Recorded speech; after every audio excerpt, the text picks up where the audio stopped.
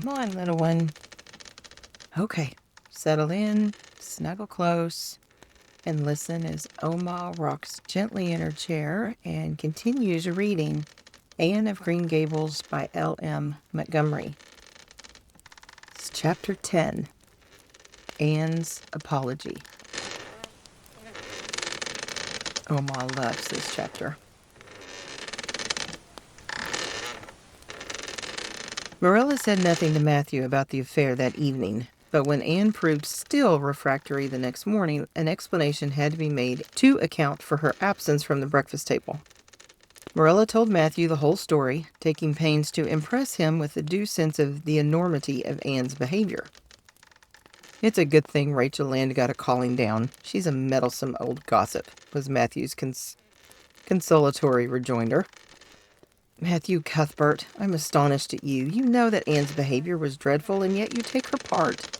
I suppose you'll be saying next thing that she oughtn't to be punished at all."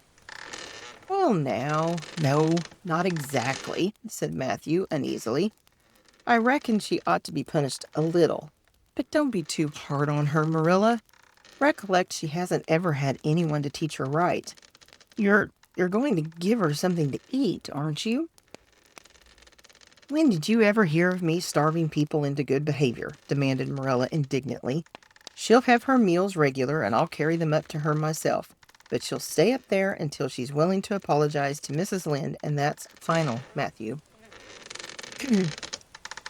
Breakfast, dinner, and supper were very silent meals, for Anne still remained obdurate. After each meal, Marilla carried a well-filled tray to the east gable and brought it down later on, not noticeably depleted. Matthew eyed its last descent with a troubled eye. Had Anne eaten anything at all? When Marilla went out that evening to bring the cows from the back pasture, Matthew, who had been hanging around the barn and watching, slipped into the house with the air of a burglar and crept upstairs. As a general thing, Matthew gravitated between the kitchen and the little bedroom off the hall where he slept.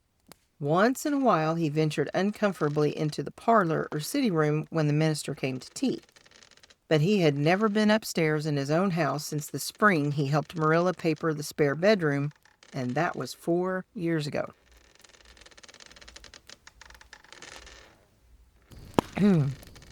He tiptoed along the hall and stood for several minutes outside the door of the east gable before he summoned courage to tap on it with his fingers and then open the door to peep in.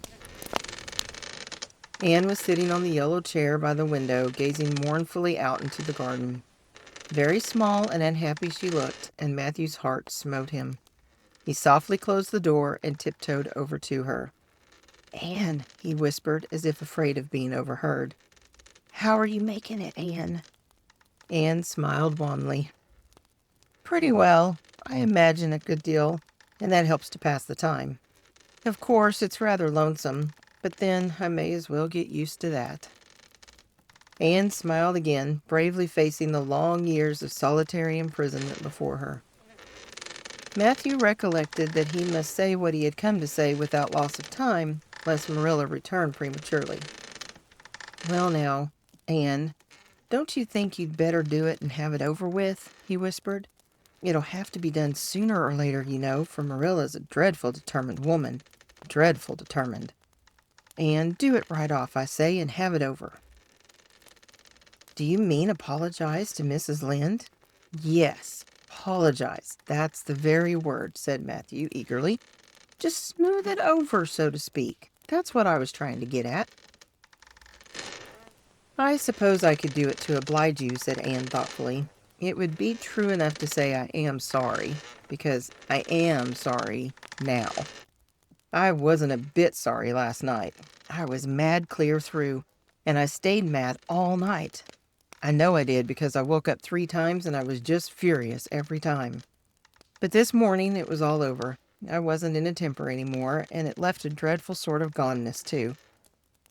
I felt so ashamed of myself, but I just couldn't think of going and telling Mrs. Lynde so. It would be so humiliating. I made up my mind I'd stay shut up here for forever rather than do that. But still, I'd do anything for you if you really want me to." "Well, now, of course I do.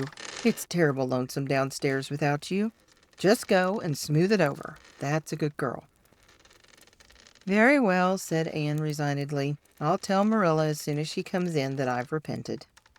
That's right. That's right, Anne. But don't tell Marilla I said anything about it. She might think I was putting my oar in, and I promised not to do that." "Wild horses won't drag the secret from me," promised Anne solemnly. "How would wild horses drag a secret from a person anyhow?" But Matthew was gone, scared at his own success. He fled hastily to the remotest corner of the horse pasture lest Marilla should suspect what he had been up to. Marilla herself, upon her return to the house, was agreeably surprised to hear a plaintive voice calling "Marilla" over the banisters. "Well," she said, going into the hall, "I'm sorry I lost my temper and said rude things, and I'm willing to go and tell Mrs. Lynde so." "Very well." Marilla's crispness gave no sign of her relief. She had been wondering what under the canopy she should do if Anne did not give in. "I'll take you down after milking." Accordingly, after milking, behold Marilla and Anne walking down the lane, the former erect and triumphant, the latter drooping and dejected. But halfway down, Anne's dejection vanished as if by enchantment. She lifted her head and stepped lightly along, her eyes fixed on the sunset sky and an air of subdued exhilaration about her. Marilla beheld the change disapprovingly. This was no meek penitence such as it behooved her to take into the presence of the offended Mrs. Lynde. "What are you thinking of, Anne?" she asked sharply. "I'm imagining out what I must say to Mrs. Lynde," answered Anne dreamily. This was satisfactory, or should have been so, but Marilla could not rid herself of the notion that something in her scheme of punishment was going askew. Anne had no business to look so rapt and radiant. Rapt and radiant Anne continued until they were in the very presence of Mrs. Lynde, who was sitting knitting by her kitchen window. Then the radiance vanished. Mournful penitence appeared on every feature. Before a word was spoken, Anne suddenly went down on her knees before the astonished Mrs. Rachel and held out her hands beseechingly. "Oh, Mrs. Lynde, I am so extremely sorry," she said with a quiver in her voice. "I could never express all my sorrow. No, not if I used up a whole dictionary. You must just imagine it. I behaved terribly to you, and I've disgraced the dear friends, Matthew and Marilla, who have let me stay at Green Gables, although I'm not a boy. I'm a dreadfully wicked and ungrateful girl, and I deserve to be punished and cast out by respectable people forever. It was very wicked of me to fly into a temper because you told me the truth. It was the truth. Every word you said was true. My hair is red, and I'm freckled and skinny and ugly. What I said to you was true too, but I shouldn't have said it. Oh, Mrs. Lynde, please, please forgive me. If you refuse, it will be my lifelong sorrow to me. You wouldn't like to inflict a lifelong sorrow on a poor little orphan girl, would you? Even if she had a dreadful temper? Oh, I am sure you wouldn't. Please say you forgive me, Mrs. Lynde." Anne clasped her hands together, bowed her head, and waited for the word of judgment. There was no mistaking her sincerity. It breathed in every tone of her voice. Both Marilla and Mrs. Lynde recognized its unmistakable ring. But the former understood in dismay that Anne was actually enjoying her valley of humiliation, was reveling in the thoroughness of her abasement. Where was the wholesome punishment upon which she, Marilla, had plumed herself? Anne had turned it into a species of positive pleasure. Good Mrs. Lynde, not being overburdened with perception, did not see this. She only perceived that Anne had made a very thorough apology, and all resentment vanished from her kindly, if somewhat officious, heart. There, get up, child," she said heartily. "Of course I forgive you. I guess I was a little too hard on you anyway, but I'm such an outspoken person. You just mustn't mind me, that's what. It can't be denied your hair is terrible red, but I knew a girl once, went to school with her, in fact, whose hair was every mite as red as yours when she was young, but when she grew up, it darkened to a real handsome auburn. I wouldn't be a mite surprised if yours did too. Not a mite. Oh, Mrs. Lynde! Anne drew a long breath as she rose to her feet. You have given me a hope. I shall always feel that you are a benefactor. Oh, I could endure anything if I only thought my hair would be a handsome auburn when I grew up. It would be so much easier to be good if one's hair was a handsome auburn, don't you think? And now may I go out into your garden and sit on that bench under the apple trees while you and Marilla are talking?